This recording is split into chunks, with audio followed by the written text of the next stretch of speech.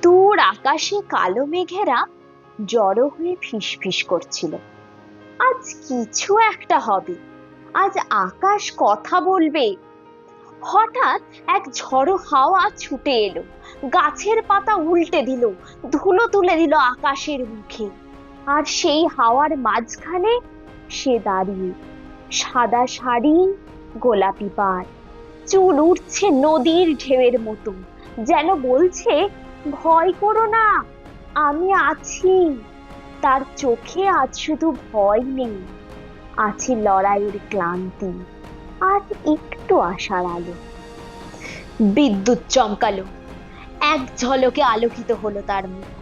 তার মুখে ফুটে উঠলো এক অদ্ভুত শান্তি, ভয়, অভিমান আর মুক্তির মিশ্রণ। তারপর টুপ টাপ বৃষ্টি নামলো, ধীরে, তারপর জোরে, তারপরে একেবারে উজাড় করে। প্রথম ফোঁটাটা পড়তেই সে চোখ বন্ধ করলো, যেন বহু দিনের তৃষ্ণা আজ পূর্ণ হলো। জল গড়িয়ে পড়ছে তার গালে, কেউ বুঝবে না এ বৃষ্টি না চোখের জল।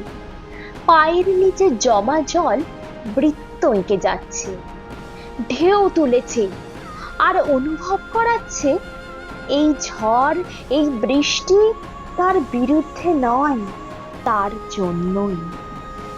হাওয়া আরো জোরে বইল, ঝোড়ো হাওয়ায় তার চুল উড়িয়ে দিল, আঁচল ছিঁড়ে নিল শৃঙ্খল থেকে।